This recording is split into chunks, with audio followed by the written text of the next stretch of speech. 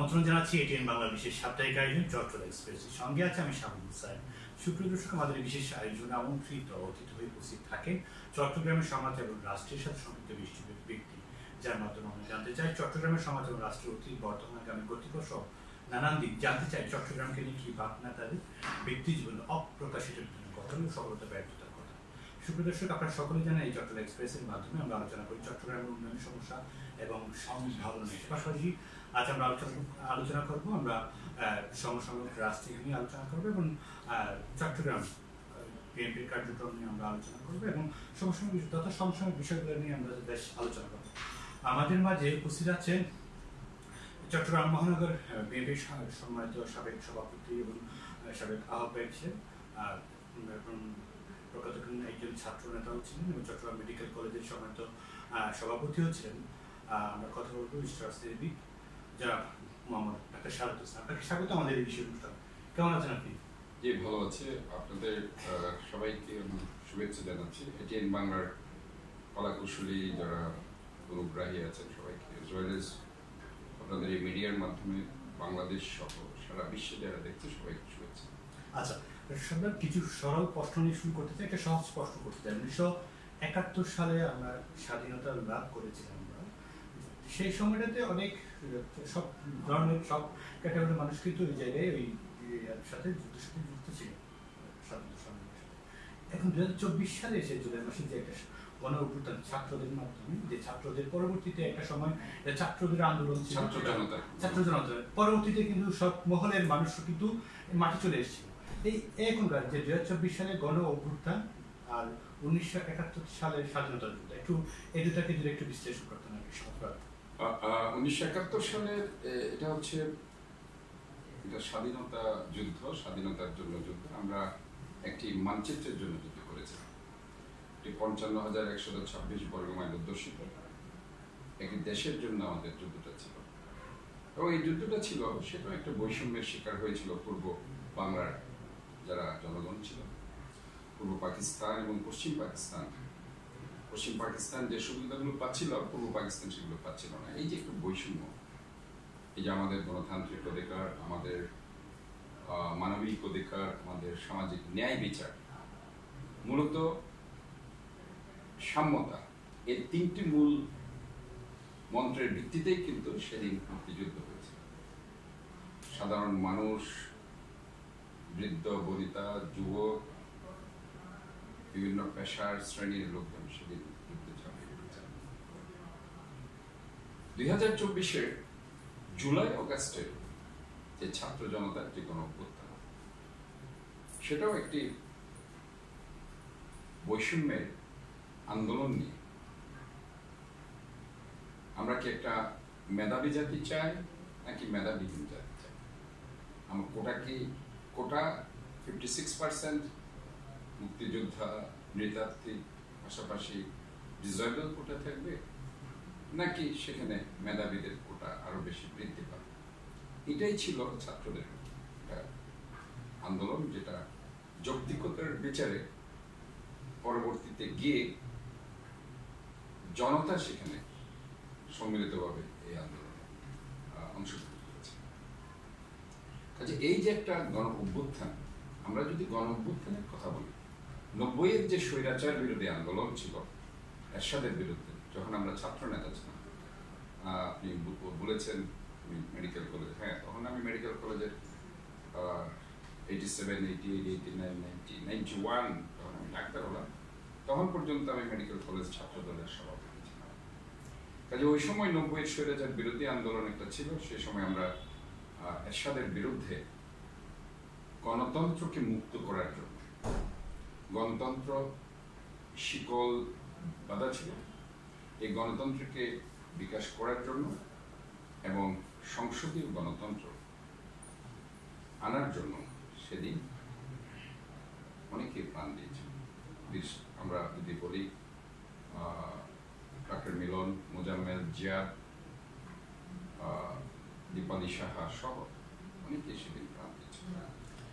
But আজকের যে 2024 সালের যে প্রেক্ষাপট, সেখানে আমরা দেখেছি একটি ফ্যাসিবাদী স্বৈরাচারী সরকার 2008 সালের নির্বাচন যে হয়েছিল মঈনুদ্দিন ফখরুদ্দিন, যে নির্বাচনটি ছিল একটি ষড়যন্ত্রমূলক নির্বাচন, যে নির্বাচনে বিএনপির নেত্রী আমাদের দেশের বেগম খালেদা জিয়াকে একই প্রস্তাব দেওয়া হয়েছে যে মঈনুদ্দিন ফখরুদ্দিনের 2007-2008-এর তারা যে -2 ফর্মুলা বাস্তবায়ন করতে চেয়েছিল, সেটাকে তারা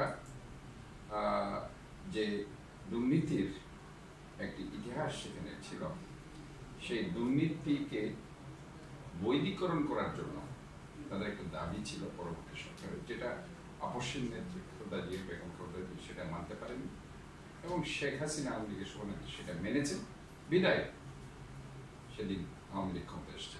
যাই হোক, সেটা একটা অন্য ইতিহাস। এই যে 2009 সাল থেকে 2024 একটা দীর্ঘ একটা স্বৈরাচারী সরকার সংবিধানের সমস্ত ধারা উপধারা যেগুলো গণতান্ত্রিক ধারা ছিল সেগুলোকে অ্যামেন্ডমেন্ট করে, বিশেষ করে ত্রয়োদশ সংশোধনী বাতিল করে পঞ্চদশ সংশোধনীর মাধ্যমে মানুষের যে একটি তত্ত্বাবধায়ক সরকারের মাধ্যমে নিরপেক্ষ ভোটের যে একটা অধিকার, সেই অধিকার কেড়ে নেওয়া এবং আইসিটি অ্যাক্ট একটি মামলা আরেকটি সংবিধান মাধ্যমে সংশোধনের মাধ্যমে সেটা করে এবং বিভিন্ন ধরনের আজকে যে বিদ্যুতের বিভিন্ন পাওয়ার প্ল্যান্ট হয়েছে, সেখানে সেই পাওয়ার প্ল্যান্টের তারা দুর্নীতিকে বৈধ করার জন্য সংবিধান সংশোধন তারা করেছে। অর্থাৎ এই সংবিধানের সংশোধন করার জন্য যে অবৈধ এমপিরা ভোটারবিহীন নির্বাচনের মাধ্যমে নির্বাচিত হয়েছে, তারা এমন কিছু কালা আইন, কালা কানুন এই সংসদের মাধ্যমে তৈরি করেছে, যেটার জন্য আস্তে আস্তে আস্তে আস্তে এই আন্দোলন দানা বেঁধে উঠেছে। আমরা বাংলাদেশ জাতীয়তাবাদী দল 2007 সাল থেকে মঈনুদ্দিন ফখরুদ্দিনের বিরুদ্ধে আমরা আন্দোলন করেছি। আমি ব্যক্তিগতভাবে তখন রাজপথে ছিলাম, আমার সাথে অনেকেই ছিল, কারণ অনেক নেতা সেদিন দেশ ছেড়ে পালিয়ে যেতে হয়েছে তাদের অত্যাচারের কারণে।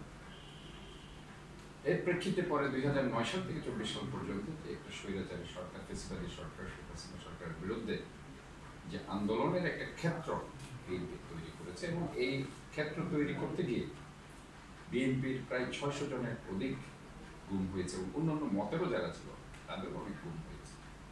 বিচার বহির্ভূত হত্যা হয়েছে, প্রায় 60 লক্ষ আসামি করা হয়েছে বিএনপির নেতাকর্মী এবং বিরোধী দলীয় নেতাকর্মীদের 1 লক্ষ মামলা দেওয়া হয়েছে। এই যে একটা বিচার বহির্ভূত হত্যা মামলা, গুম, নির্যাতন, সব কিছুকে, সব বাধা অতিক্রম করে মানুষের যে অধিকার আদায়ের সংগ্রাম, বিশেষ করে মানুষের যে মৌলিক অধিকার, কথা বলার অধিকার, গণতান্ত্রিক অধিকার, বেঁচে থাকার অধিকার, আইনের শাসন,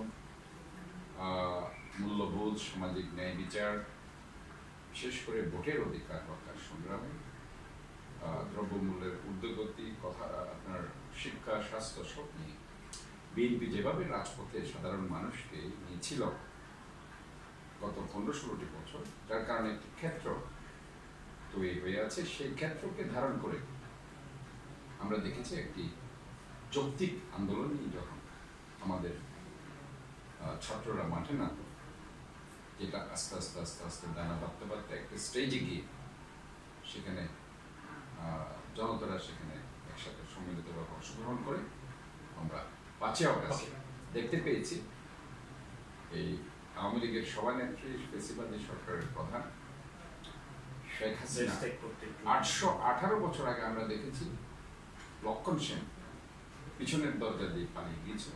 818 বছর পরে আরেকজন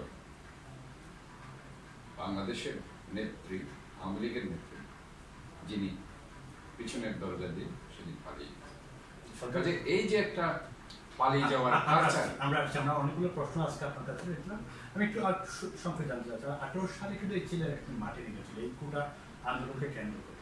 পাশাপাশি তারা কিন্তু এই স্বৈরাচারী সরকার, যে সরকারটাকে একটু এখন দেশ থেকে বাধ্য হলেন, তারা কিন্তু দমন নিপীড়নের মধ্যে দিয়ে রেখেছিলেন। এই 2018 সাল এই আন্দোলনটাকে তারা নস্যাৎ করে দিয়েছে। একটু জানতে চাই আসলে 47 সালের, 71 সালের, 90 সালের বা এই 24 সালে এসে গণ অভ্যুত্থান, আমরা তো অনেক অভ্যুত্থান দেখেছি আসলে, তারপরেও কিন্তু অভ্যুত্থান হয়, স্বাধীনতা হয়, সেই স্বাধীনতার সুফল কিন্তু জনগণ পাচ্ছে না। তা এখন এই মুহূর্তে এসে 2024 সালে এই জুলাই মাসে এসে একটি গণঅভ্যুত্থান হলো ছাত্রদের মাধ্যমে, পাশাপাশি ছাত্র জনতা একত্রিত হয়ে আমরা একটা গণঅভ্যুত্থান দিয়েছি। আসলে এক সহজভাবে একটু বলবেন ডাক্তার সাহেব, এখন কি আমরা জনগণরা এই সুফলটুকু পাবে স্বাধীনতা বা গণঅভ্যুত্থানে? এই যে কথাটা বলেছেন 52-এর ভাষা আন্দোলন, 47 সালের কথা উদাহরণ নেবেন, 62-র শিক্ষা আন্দোলন থেকে শুরু করে 69-এর গণ আন্দোলন, 71-এর মুক্তিযুদ্ধ, সব মিলিয়ে দেখুন যে ছাত্রদের যেভাবে হত্যা করা হয়েছে এটা ইতিহাসে নজির।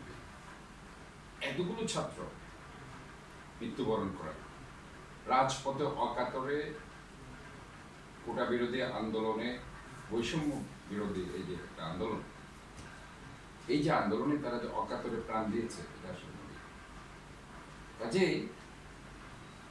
এই সুফল কিন্তু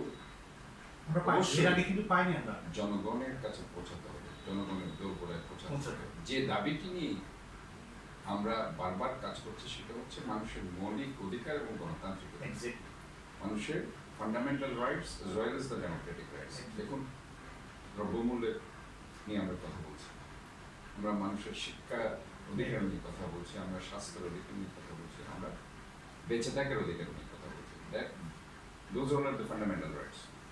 এখন আপনি ডেমোক্রেটিক রাইটস আসেন যে আমাদের ভোটের অধিকার, এটা আমাদের কনস্টিটিউশনাল রাইটস, আমাদের সাংবিধানিক অধিকার, আমাদের কথা বলার স্বাধীনতা, আমাদের বিচার বিভাগের স্বাধীনতা, আইনের শাসন, যেটা rule of law, this is very important, as well as আমাদের আজকে ফ্রিডম অফ স্পেস, কথা বলার অধিকার। এই জিনিসগুলো যদি ঠিক না থাকে তাহলে কিন্তু এই জনগণের দোরগোড়ায় এতগুলি ছাত্র জনতার শহীদ হওয়ার সেই সুফল কিন্তু পৌঁছাতে, কাজে সেটা পৌঁছাতে হলে আজকে যে ইনস্টিটিউশনগুলো, স্টেটের যে ইনস্টিটিউশনগুলো আজকে যে কলুষিত হয়ে গেছে, যেগুলো রাজনীতিকরণ হয়েছে, যেগুলো দলীয়করণ হয়েছে, এগুলোকে কমপ্লিটলি রিফর্ম করতে হবে। এগুলিকে কমপ্লিটলি রিফর্ম না করলে পরে তাহলে আসলে এই সুফলটুকু রাষ্ট্রযন্ত্র পরিষ্কার হবে না, পরিষ্কার না হলে পরে মানুষ তাদের কাঙ্ক্ষিত প্রার্থীকে ভোট দিয়ে। আমার মনে হয় এই জিনিসগুলো ভেরি ইম্পর্টেন্ট। বিশেষ করে এর বাইরে আছে দুর্নীতি দমন কমিশন, আইন কমিশন, শিক্ষা কমিশন, সবগুলো তো সাদা আছে, সব জায়গায় আমরা দেখছি, আমরা পরিবর্তন দেখছি। আমরা একটু জানতে চাই সহজভাবে, আসলে আপনাকে পেয়ে আমরা অনেক প্রশ্নগুলো রেখেছি। সুপ্রিয় দর্শক, আপনারা জানেন এই আমরা সেই স্বৈরাচারী সরকার আমাদের দেশ থেকে ত্যাগ করলো, আসলে এই 16টা বৎসর আসলে আমাদের যে দমন নিপীড়ন শোষণের মধ্যে রেখেছে পুরো জাতিকে, আমরা এইসব উত্তরণ আমরা পেয়েছি, গণ অভ্যুত্থান পেয়েছি, এই তার সুফলটু আমরা কিভাবে পেতে পারি তার লক্ষ্যবস্তু নিয়ে আমরা আলোচনা করছি। আমরা একটু জানতে চাচ্ছি, এই ছাত্ররা যে আন্দোলনটুকু 2018 সালে করেছিল এবং 2024 সালে এসে জুলাই থেকে স্টার্ট করেছিল, আসলে একটু জানতে চাই এটা তো যৌক্তিক আন্দোলন, কেন সরকার থেকে কেন এটা দমন নিপীড়ন করতে হচ্ছে? মেইন কথা হচ্ছে কি, একটি সরকার যখন ফেসিবাদীতে রূপান্তরিত হয় তারা তখন কাউকে পাত্তা দিতে চায় না, যৌক্তিক অযৌক্তিক দেখবে না তারা। ওইখানে it's either logical or non logical, এই জিনিসটাকে তারা সেখানে তারতম্য করে না। তারা তখন একটা জেদের উপর থাকে যে আমার কাছে পুলিশ বাহিনী আছে, আমার কাছে আমার কাছে সব কমিশন গুলো আছে, আমার 300 জন এমপি আমার আছে, আমি যে কোনো আমি চাইলে আমি 1 মিনিটে করতে পারছি। কাজে যখন একটি সরকার মনে করে যে সব অস্ত্রই তার কাছে আছে, তখন জনগণের যে অধিকার, সেই অধিকার থেকে তাদের কারণ জনগণের ভোটের অধিকার যেখানে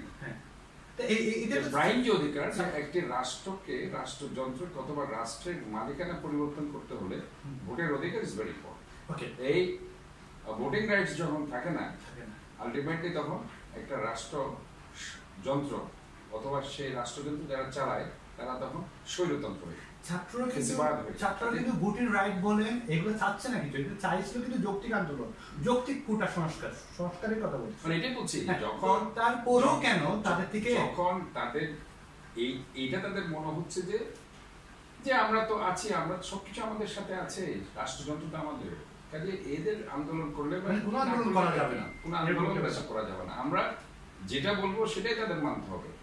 আমরা যেটা বলছি যে এখানে মেধাবীহীন জাতি তৈরি করছি। আমরা মেধাবী জাতি আমরা চাই না।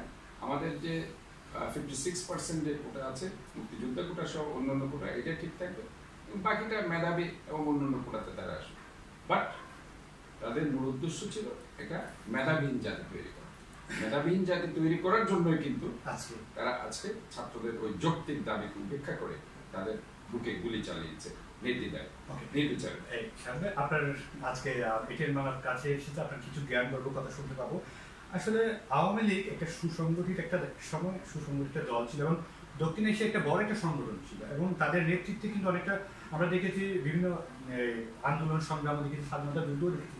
এই লাস্ট 16 বছর কেন আওয়ামী লীগ এত ভুল করতে থাকলো বা তারা স্বৈরাচারী ভাবটুকু নিয়ে আসতে পারলো? আসলে আওয়ামী লীগের কোন জায়গায় ভুল আপনি কি বুঝতে পেরেছেন এগুলো? হ্যাঁ, আসলে হয়েছে কি, আওয়ামী লীগ তার একটা সুসংগঠিত দল ছিল, কিন্তু পুরানো একটি দল। হ্যাঁ, এবং তাদের আসলে 71-এর মুক্তিযুদ্ধে কিন্তু অন্যান্য যে আন্দোলন 62 এবং 70 আলটিমেটলি তাদের অনেক নেতাই তখন অবদান রেখেছে, তাদের অনেক অবদান অস্বীকার করেছে।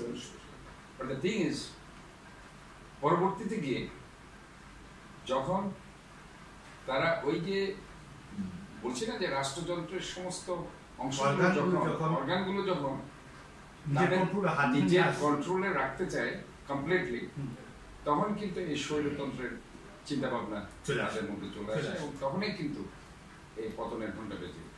আজকে যে আওয়ামী লীগের আপনি দেখুন, তারা এই 16 বছরে প্রত্যেকটি সেক্টর দুর্নীতি এমন কোন জায়গা নেই যে সেখানে দুর্নীতি স্পর্শ করেনি এবং সেই দুর্নীতির সর্বাগ্রে ছিল কিন্তু যুবলীগ, ছাত্রলীগ এবং অন্যান্য লীগের ছেলেরা। ইভেন একটা ছাত্রলীগের ছেলে, আপনি ফরিদপুরের কথা বলুন, অন্যান্য জায়গার কথা বলুন, তার কাছে 400, 500, 600 কোটি, 1000 কোটি টাকার দুর্নীতি, তার দুর্নীতি কিছুই না। কাজে এই যে একটা দুর্নীতিকে সামনে নিয়ে এসে আজকে আওয়ামী লীগ তার সংগঠনের দিকে তখন আর খেয়াল করে, তারা চিন্তা করছে যে আমার টাকা দরকার, সেটা by hook or by crook আমাকে টাকা ইনকাম করতে হবে। কাজে যখন একটি সংগঠন তার মূল আইডিওলজি থেকে বিচ্যুত হয়ে বিভিন্ন মাস্তানি, চাঁদাবাজি, নৈরাজ্য এবং রাষ্ট্রযন্ত্রকে নিজের যন্ত্র বানিয়ে সেটাকে পেশি শক্তিতে পরিণত করে, তখনই কিন্তু ওই দল আস্তে আস্তে তাদের ভরাডুবি হয় এবং সেখানে তাদের রাজনীতি আর থাকে না, সেখানে তাদের মধ্যে তখন স্বৈরতান্ত্রিক শক্তি জেগে ওঠে। সেটাই মূল কারণ একটি দল ভরাডুবি হয়। ওকে, ধন্যবাদ, আপনি খুব সুন্দর করে আপনি ব্যাখ্যা দিচ্ছেন।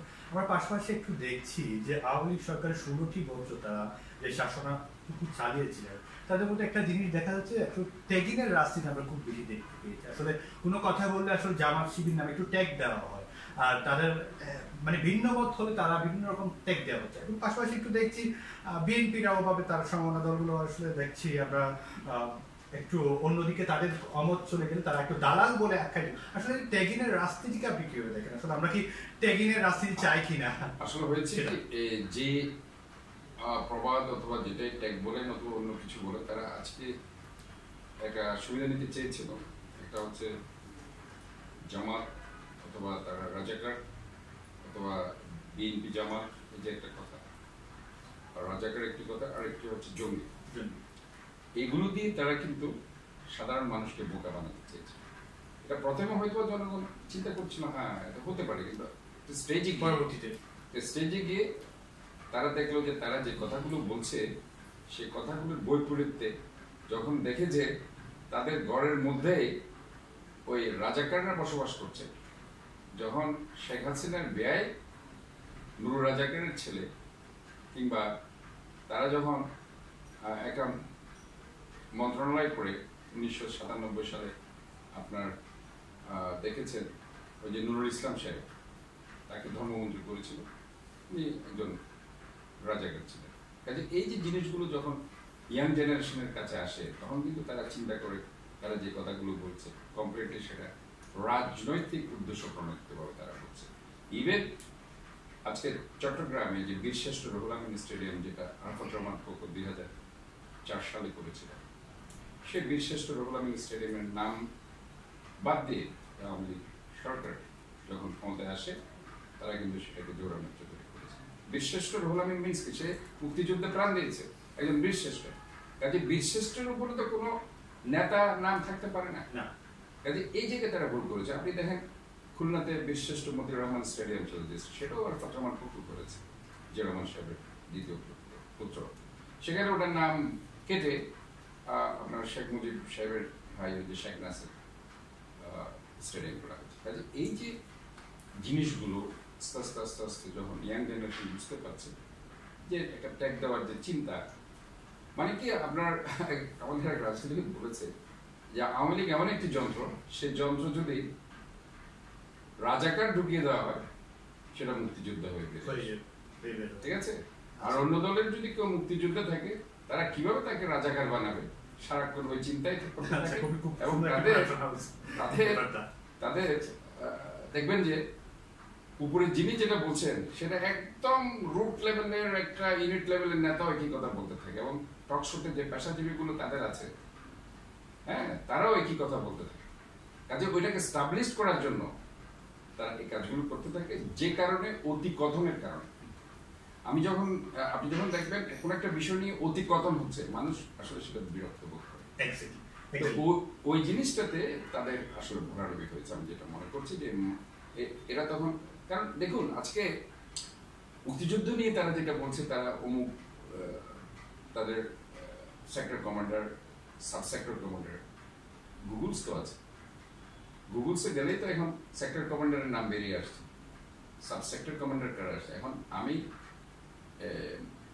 মিরেশ্বরে যদি মোশাররফ সাহেব নিচে বলে যে আমি sub sector commander, either young generation যদি সেটা গুগলসে গিয়ে দেখে যে ওনার নাম নেই, সেক্ষেত্রে তার বুঝতে অসুবিধা নেই যে এরা স্বঘোষিত মুক্তিযোদ্ধা।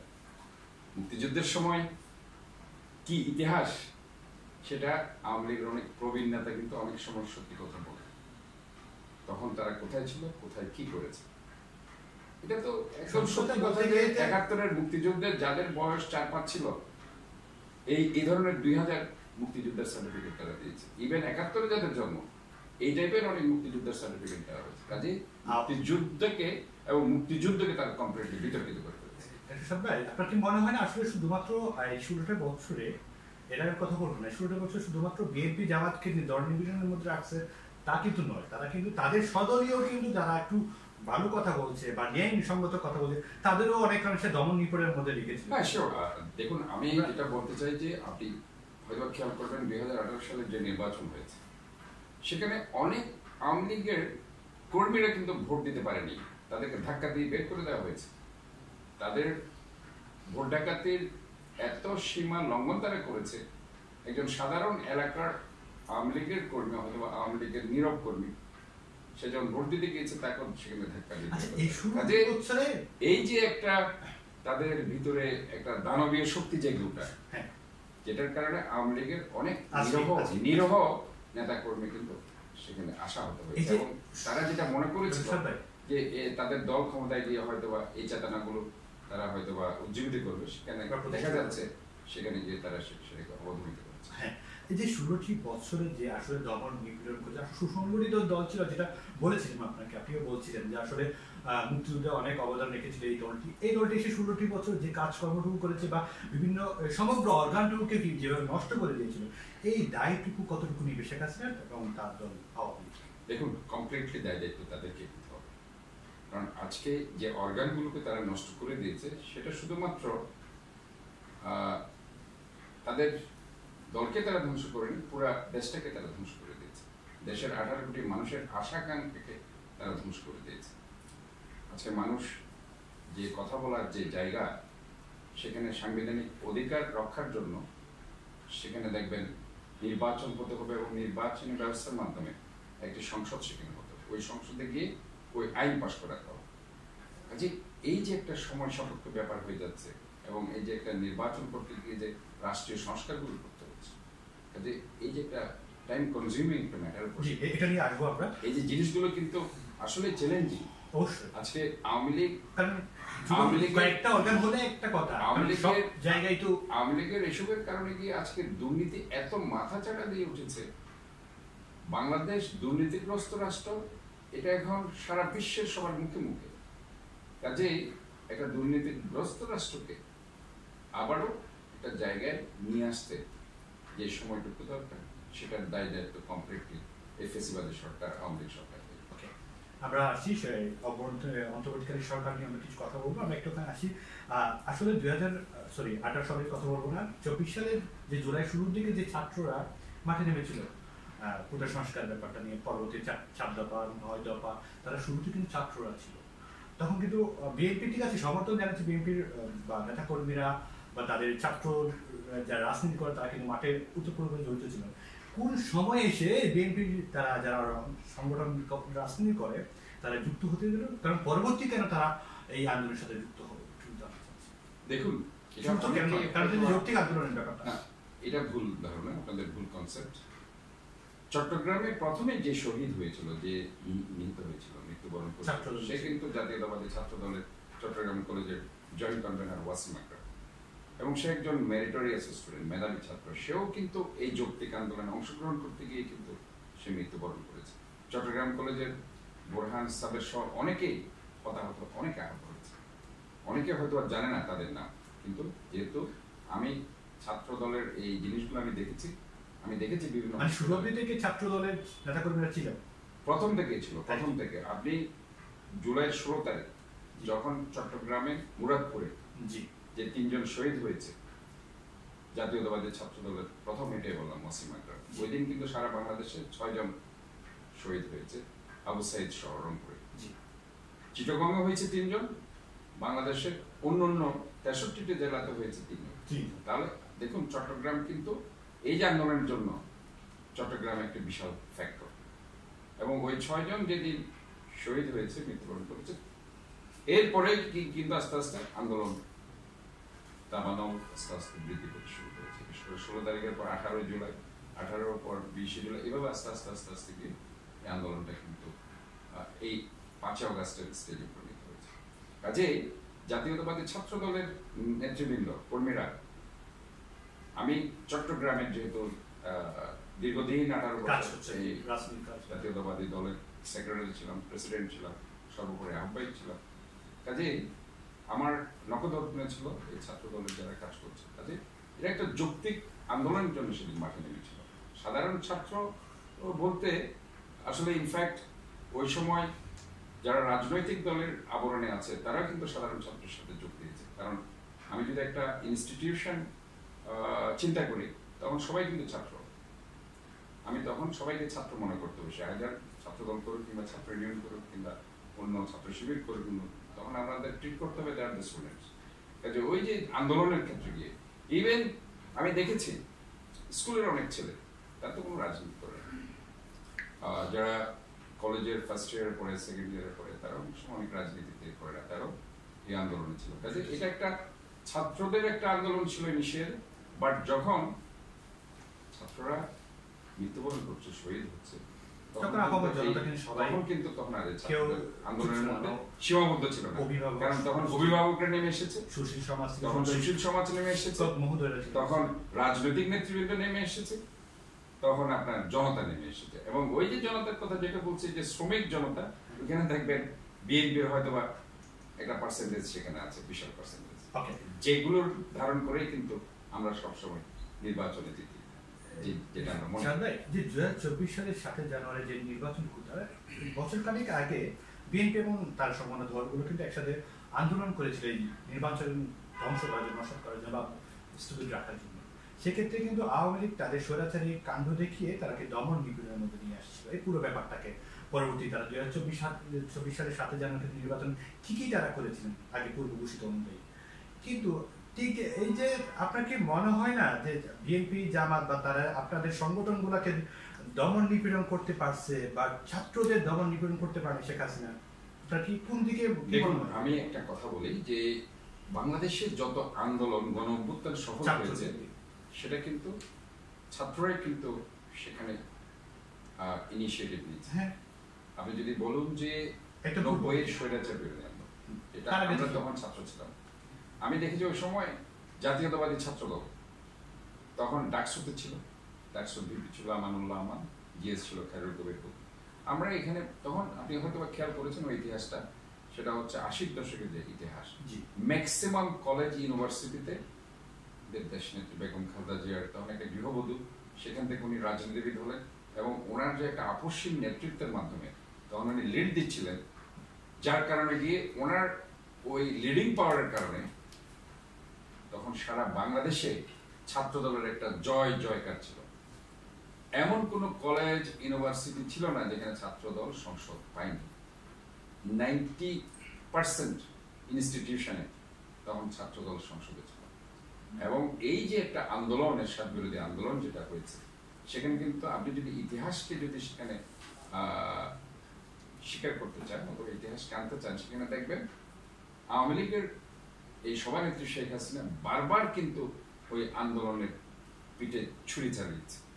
1986 সালে এই লালদিঘির ময়দানে এসে উনি বলেছে, আমি এরশাদের বিরুদ্ধে কোনো ধরনের নির্বাচনে যাব না, আমরা সবাই ঐক্যবদ্ধ আছে, আমরা বিএনপি সহ অন্য সমমনার দলগুলো।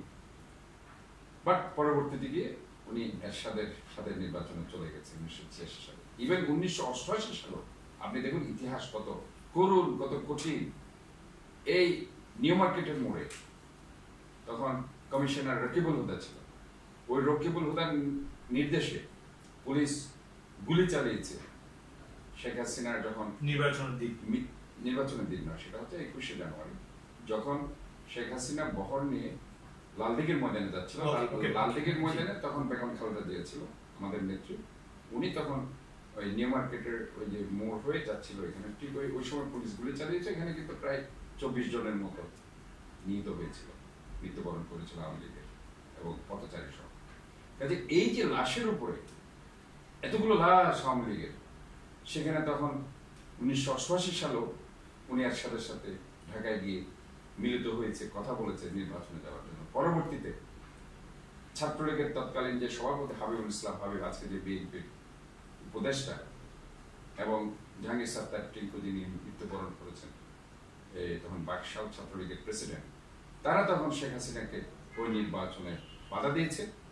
এবং জাতীয়তাবাদী ছাত্রদল, তখন ছাত্রলীগের এই যে হাবিব, জাহাঙ্গীর সাত্তার টিঙ্কু সহ ছাত্র ইউনিয়নের জহিরুদ্দিন স্বপন, এরা সবাই মিলে তখন বেগম খালেদা জিয়াকে তখন এমন ভাবে তারা সামনে নিয়ে এসেছে, যেহেতু ওনার আপসীন নেতৃত্ব, উনি কখনোই এই স্বৈরাচারের সাথে বিরুদ্ধে নির্বাচনে যায়নি। এই শেখ হাসিনা 88 সালে তখন নির্বাচনে যেতে না পারার কারণে জাতীয়তাবাদী ছাত্র দলের নেতৃত্বের কারণে সেদিন ডাকসুর আমানুল্লাহ আমার, খায়রুল কবির খোকন এবং সমস্ত ছাত্র নেতৃত্ব এবং সারা বাংলাদেশের ছাত্ররাই কিন্তু সেদিন এর সাথে পতন ঘটিয়েছিল। সেদিন আমরা দেখেছি অন্য অন্য ফাদার্স মাদার্স সংগঠনগুলো সেদিন কিন্তু অত বেশি অ্যাক্টিভ ছিল না, বাট ছাত্ররা সেদিন এই স্ট্রং ভূমিকা রেখেছিল এবং এই গণপ্রত্যাগ করেছে। কাজে এই যে সেটার প্রেক্ষাপট আবার 24 সালে হয়েছে, ছাত্ররা সবকিছুই পারে, তাদের কাছে তাদেরকে দমন করার জন্য কিন্তু সরকার, তৎকালীন সরকার কিন্তু অনেক কাজ করেছে, যে ইন্টারনেট বন্ধ করে দেওয়া থেকে শুরু করে, এবং এভাবে যে একটা ফ্লাইওভার নিচে আমরা দেখেছি, যাত্রাবাড়ি ফ্লাইওভার নিচে একদম নিরস্ত্র যারা লুকিয়ে আছে খুঁজে খুঁজে বের করে পুলিশ আমরা দেখেছি গুলি করতে দেখেছি। তারপরও ছাত্রদের এত মনোবল, এত সাহস, এত উদ্দীপনা। এটা আপনি যখন একটা আন্দোলনের কিছু টার্নিং পয়েন্ট, 16 জুলাই আমি বলবো that's a main turning point, যখন আবু সাইদ পুলিশের সামনে বুক চিতিয়ে বলল যে গুলি মারো, আমি গুলি খাওয়ার জন্য প্রস্তুত আছি। বাট এই ফেসিবাদী সরকারের এই যে বৈষম্য, ছাত্রদের নিয়ে একটা মেধাবীহীন জাতি তৈরি করার তারা যে চিন্তা ভাবনা করছে, এটা আমার মানতে রাজি নয়। আমরা কোটা সংস্কার করতে চাই। এই যে দাবি নিয়ে সে বুক চিতিয়ে সে যে দাঁড়িয়ে গেল এবং পুলিশ তাকে গুলি করলো এবং সে মৃত্যুবরণ করলো, এই যে একটা turning point, as well as চট্টগ্রামের যে একসাথে 3 জন মৃত্যুবরণ করলো, ওয়াসিম আকরাম সব মিলিয়ে ওই দিনের ঘটনাটা আমি মনে করছি এই আন্দোলনের টার্নিং পয়েন্ট, যেখান থেকে ছাত্ররা পিছনে ফিরে যায়। তারা বলেছে আমার ভাইরা মৃত্যুবরণ করেছে, আমার বোনেরা মৃত্যুবরণ করেছে, কাজে আমি শেষ না দেখা পর্যন্ত আমরা ঘরে ফিরে যাব না। আমি এমনও দেখেছি অনেক বাচ্চা বাচ্চা ছেলেরা, বাচ্চা বাচ্চা মেয়েরা তাদের বাবা মার সাথে ঝগড়া করেছে, তারা তাদের বাবা মাকে বকা দিয়ে ঘর থেকে বেরিয়ে গেছে, বাবা মারও পিছন পিছন দৌড় মেরেছে। এরকম অনেক পরিবার আছে এবং অনেকেই আমরা আজকে অনেকের নাম হয়তো বলতে পারি, এই যে মুখদের কথা আসছে, স্নেকদের কথা আসছে, তারা কিন্তু মনে হচ্ছিল যে আমরা আমাদের এই দাবি আমরা পূরণ করে ছাড়বো, প্রয়োজন আমরা মৃত্যুবরণ করবো। মানে মৃত্যুটাকে তারা সহজ করে নিয়েছে, মৃত্যুটাকে তারা ভয় পায়নি, তারা আলিঙ্গন করেছে। জি জি। আচ্ছা, এই যে রেজাল্টের জন্য, ফসলের জন্য মৃত্যু লাগবে কেন? আসলে আমাদের এই সংস্কৃতি কি আসলে আমরা বেঁচে আসতে পারি? আমরা কি দেখুন, এটা হচ্ছে পূর্ব থেকে দেখেছি, এটা আমি 16 বছরের কথা বলছি না, মৃত্যু কেন প্রয়োজন? বারবার কথা হচ্ছে, যখন একটি সরকার মনে করে যে আমার সবকিছুই আছে, আমার, তখনই তার একটা ফেসিবাদী ক্যারেক্টার তার চলে আসে। ফেসিবাদী ক্যারেক্টার যখন চলে আসবে, তখন সে নিজে যেটা করবে তার মনে হবে সেটাই ভালো, অন্যরা যেটা বলছে তার সেটা ভালো লাগবে, সেটা ভালো কথা হলো সেটাকে সে পাতা দিতে ফেসিবাদী ক্যারেক্টার। এই ফেসিবাদী ক্যারেক্টার, অগণতান্ত্রিক ক্যারেক্টার থেকে যখনই বেরিয়ে আসতে পারবেন, মনটাকে যখন বড় করতে পারবেন, দ্যাটস অল। আমাকে চাচ্ছে না, সেটা বিদেশের অনেক কান্ট্রিতে আছে, দেশের বাইরের কান্ট্রি, তারা যখন মনে করছে তার বিরুদ্ধে একটা স্লোগানও হচ্ছে, তারা সেটাকে অপমানজনক মনে। সে যখন মনে করে যে একটা মব, একটা বিশাল গোষ্ঠী তাকে চাচ্ছে না, সাথে সাথে সে স্টেপ ডাউন হয়। কিন্তু আমাদের দেশে যেটা হয়েছে, আমাদের দেশে আমরা নমনীয় নয়, মানে গন্ডারের চামড়া হয়ে গেছে। আমরা শুনেও আমরা শুনতে পাই না, বুঝেও আমরা বুঝতে পারি না। এটা হচ্ছে আসলে আমাদের এই এক্সক্লুসিভ ইন্টারভিউটা আপনারা আমাদের শেষ প্রান্তে একদম জানতে চাই, আসলে 16টি বছরের কথা আমি যদি বলি, তাদের সব অর্গান তো তাদের হাতে ছিল, যেমন তা ইচ্ছা, ওই যে আমাদের স্কুলের মধ্যে যেমন খুশি তেমন সাজো একটা ব্যাপার চলে আসে, ঠিক সে ব্যাপারটুকু তাদের মধ্যেও চলে আসছিল। সবকিছু মিলে জিনিসে কিন্তু তাদের এত শক্তি থাকার পরেও কিন্তু চলে যেতে হলো। আসলে এই চলে যাওয়া থেকে, 16 বছর শাসন থেকে এবং চলে যাওয়া থেকে বিএনপি কি শিখলো? বিএনপি কি শিখলো না, বিএনপি থেকে শিক্ষা, বিএনপির কাছ থেকে শিক্ষার জন্য সমস্ত রাজনৈতিক দলের অনেক শিক্ষা আছে। বিএনপির নেত্রী বেগম খালেদা জিয়া, ওনার উপর অনেক চাপ ছিল। সেটা যদি আমি বলি যে মঈনুদ্দিন ফখরুদ্দিনের সময় ওনার উপর চাপ ছিল, দেশ থেকে চলে গিয়ে -2 ফর্মুলা, এটা কিন্তু তাদের একটা বিদেশিদের একটা কিন্তু কনসেপ্ট ছিল, দুই নেত্রীকে মাইনাস করা।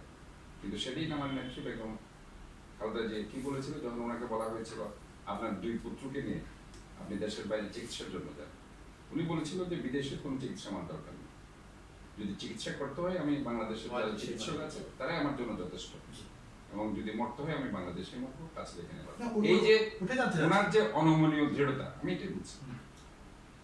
প্যারালালি আপনি দেখেন যে শেখ হাসিনা যখন বললো যে আপনার কানের সমস্যা, আপনি আমেরিকাতে যান, আমেরিকাতে ওনার ছেলে ছিল, সাথে সাথে উনি কিন্তু হাসি মুখে চলে গেলেন। উনি একবারও কিন্তু, বারবার এটাই বলছি যে উনি কখনো আওয়ামী লীগের নেতা কর্মীদের কথা চিন্তা করেন, উনি নিজের কথা চিন্তা করেছে, পরিবারের কথা চিন্তা করে সেই সময় উনি কিন্তু দেশ ছেড়ে চলে গেল, এবং সেটা কিন্তু তাদের কথা ধরে যে -2 ফর্মুলাকে বাস্তবায়ন করার জন্য। বাট সেই সময় শেখ হাসিনা বেগম খালেদা জিয়া কিন্তু দেশ ছেড়ে এই যে কর্মীদের রেখে পালিয়ে না যাওয়ার ইতিহাস, এটা কিন্তু একটা বিশাল ব্যাপার, যেটা বেগম খালেদা জিয়া সবসময় দেখিয়েছে। ইভেন আমি একটু আগে যেটা বললাম যে 80 দশকের যে ইতিহাস, যে বারবার এরশাদ ওনাকে নিপীড়ন করছে, নির্যাতন করছে, মামলা দিচ্ছে, কিন্তু তারপরে এরশাদের সাথে উনি নির্বাচনে যায়নি, প্যারালালি শেখ হাসিনা সেখানে গিয়েছে, ওনার সাথে আপোষ করেছে। কাজে এগুলো থেকে কিন্তু আওয়ামী লীগের এবং অন্যান্য দলের, বিএনপি এবং নেত্রীর কাছ থেকে, ওনার নেত্রী খালেদা জিয়ার কাছ থেকে শিক্ষার কিন্তু অনেক আছে। এই শিক্ষাগুলো যদি তারা নিতে পারে, মানে শিক্ষাটা কি, আমি আমার দেশকে ভালোবাসি, আমার দেশকে আমি বিক্রি করবো না, আমি দেশপ্রেমিক, আমি সৎ, এই কথাগুলো যদি, এই কনসেপ্টগুলো যদি আজকে ধারণ করতে পারে, তাহলে কিন্তু রাজনৈতিক দলগুলো এবং রাজনৈতিক দলের নেতৃবৃন্দরা অনেক উপকৃত হবে। আজকে আমরা যেটা দেখছি যে মাত্র 2 কোটি টাকার জন্য ওনাকে যে এতদিন ধরে সাজা দেওয়া হয়েছে, ফরমাইশে রায় দেওয়া হয়েছে, সে টাকা তো রয়ে গেছে, সে টাকা 2 কোটি থেকে 6 কোটি টাকা হয়েছে। আজকে বাংলাদেশ থেকে 14-15 লক্ষ কোটি টাকা পাচার হয়ে গেছে। আজকে যে আমরা মেধাবী কিছু সেনাবাহিনীর অফিসারকে আজকে পিলখানা হত্যা করলাম, আজকে যে আমাদের এতগুলি ছাত্র জনতাকে আজকে আমরা প্রায় বাংলাদেশের সংবাদপত্রের হিসাবে 455 জন, কিন্তু বিদেশি সংবাদ মাধ্যমে যেটা প্রায় 800-র উপরে, জাতিসংঘের হিসাবে প্রায় 800-র উপরে। কাজে এই যে হত্যাকাণ্ড, সেই হত্যাকাণ্ডের অবশ্যই বিচার বাংলাদেশ। আমরা একটু শেষ প্রান্তে একটু বলুন প্লিজ, যে সময় তো অনেক কিছু শিখায়, এই যে 16 বছর অনেক কিছু আমরা দেখলাম, এই যে স্বৈরাচারী আচরণ, অনেক কিছু দেখলাম, একটু সংক্ষেপে একটু জানতে চাচ্ছি, এই সময়টুকু থেকে আসলে কি কিছু শেখা উচিত নয়? আসলে অনেক কিছু শেখা তো যায় এখান থেকে। Sure. শুধুমাত্র বিএনপির কথা বলছি না, বিএনপি সহ আরো রাজনৈতিক দল সমস্ত আছে। রাজনৈতিক দলকে শিখতে হবে শিক্ষা দেয় এই যে ঘটনা। আমাকে মনে করতে হবে আমি একজন জনগণ প্রতিনিধি। Exactly. আমি যতদিন জনগণ আমাকে চাইবে ততদিন আমি থাকবো, জনগণ যেদিন আমাকে চাইবে না আমি সেদিন তার সর্বক্ষমতার অধিকার কিন্তু এই জনগণ। এটাই শহীদ প্রেসিডেন্ট জিয়ার কনসেপ্ট। জি। আমি ওই জায়গায় আসছি। শহীদ জিয়ার রহমানের কনসেপ্ট ছিল এটা, এবং ওনার মূল যে মন্ত্র ছিল সেটা হচ্ছে সততা দেশপ্রেম। কাজে এই জিনিসগুলো যদি একজন রাজনীতিবিদের থাকে লাইক জিয়ার রহমান, সততা, দেশপ্রেম এবং জনগণ একটি গণতান্ত্রিক শক্তি হিসেবে কাজ করছে, এই যে কনসেপ্টগুলো যদি ধারণ করা যায় তাহলে আমার মনে হয় সে রাজনৈতিক দলকে পরাজিত করার মতো অন্য শক্তি কিংবা অন্য দল থাকতে পারে। ওকে, আপনার অনুমতি নিয়ে একটু কথা বলছি যে আসলে আমরা তো যখন বিভিন্ন জায়গা থেকে ইন্টারভিউ নিই বা জনগণের কথা শুনতে পাই তখন এখন 16 বছরের গল্প যখন মানুষের মুখ থেকে শুনতে পায় তারা কিন্তু এর আগের ঘটনাটু তারা মনে করে। আসলে কি এখন তো আমরা আয়নাঘর দেখছি, আরো কিছু কিছু দেখাচ্ছে, আমরা দেখতে পাচ্ছি এই গণমাধ্যমের মাধ্যমে, যা প্রশাসনের মাধ্যমে। বিএনপি হাওয়া ভবন দেখেছিল